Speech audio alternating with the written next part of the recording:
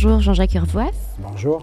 Dans une vie précédente, vous avez enseigné le droit public à la faculté de droit. Vous êtes aujourd'hui député du Finistère à l'Assemblée nationale, dont vous présidez la prestigieuse Commission des lois. Vous venez de faire paraître aux éditions Dialogue pour l'Assemblée de Bretagne. Alors tout d'abord, pourquoi une Assemblée de Bretagne ? D'abord, mon vrai métier, mon seul métier, c'est d'être prof à l'Université de Bretagne occidentale. Donc c'est pas dans une vie antérieure. Si je ne resterai pas député toute ma vie, et donc je retrouverai l'université. Pourquoi ce sujet ? Parce que le président de la République, le 14 janvier, a annoncé une révision de notre carte territoriale.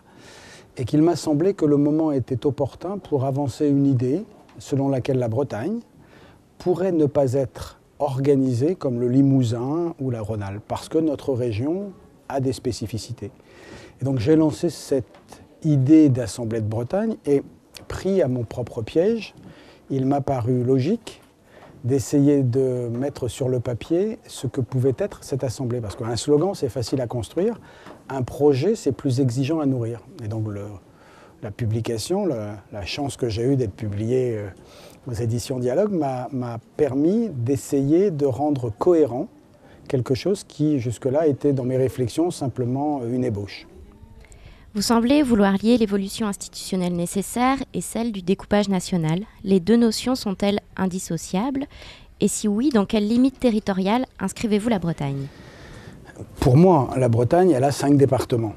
Mais disant cela, je ne parlerai jamais de frontières, parce que nous ne sommes pas la Corée. Je ne parle pas de réunification, je parle de rattachement. Mais le projet n'est pas lié au périmètre. Je crois que la Bretagne, avec 4 départements, pourrait parfaitement donner naissance à une assemblée. Parce que qu'est-ce que l'assemblée ? L'assemblée, c'est la volonté de simplifier notre organisation administrative qui est trop compliquée. Pas pour le plaisir de simplifier, mais tout simplement pour gagner du temps.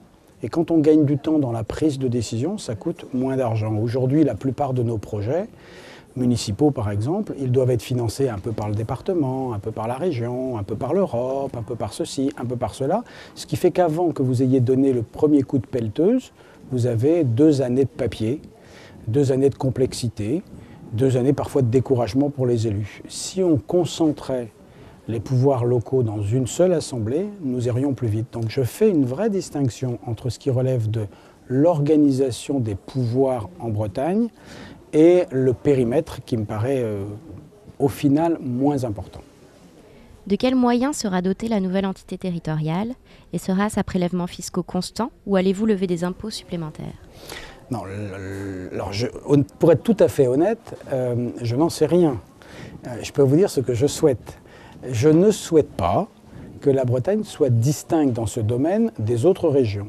Je souhaite que toutes les régions puissent bénéficier de recettes qui soient dynamiques. Aujourd'hui, la région Bretagne, par exemple, elle ne maîtrise que 10% de ses recettes. 90% de son budget vient de dotations, c'est-à-dire de subventions de l'État.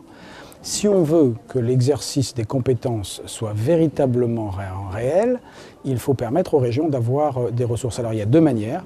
Soit on décide qu'un impôt existant, parce qu'il ne s'agit pas nécessairement de créer de l'impôt, mais qu'un impôt existant est totalement attribué aux régions, soit on décide qu'un pourcentage d'une recette est affecté aux régions. Dans les 2 cas, il faut que ça soit quelque chose qui soit dynamique, c'est-à-dire que ça puisse évoluer. Aujourd'hui, ce n'est pas cohérent.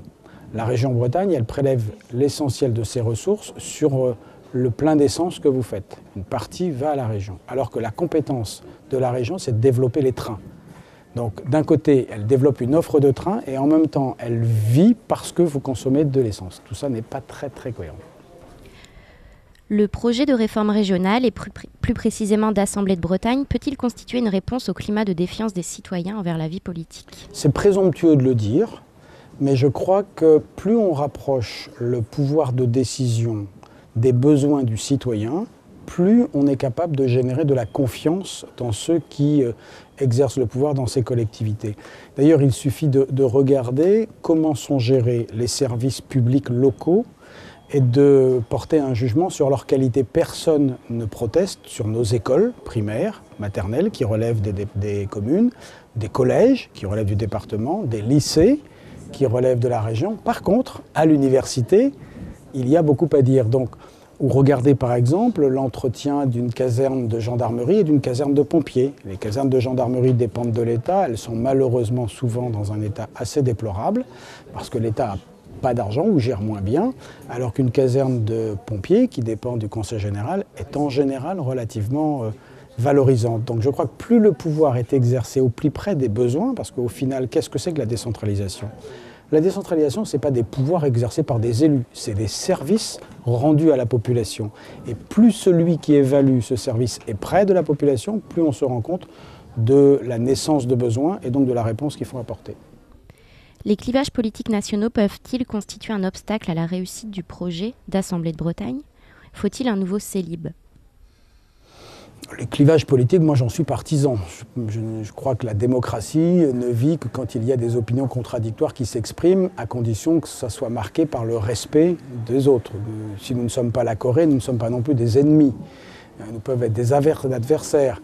Il peut arriver que nous ne partagions pas grand-chose. J'ai un certain nombre de parlementaires qui siègent à l'Assemblée nationale qui, quoique bretons, je ne me sens guère proche d'eux.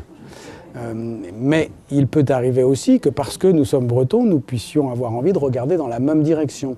Il y a des chantiers, je pense par exemple aux langues régionales, le fait que le gouvernement de Jean-Marc Ayrault, parce que c'était un engagement du président de la République, François Hollande, avait décidé de ratifier la charte pour les langues régionales.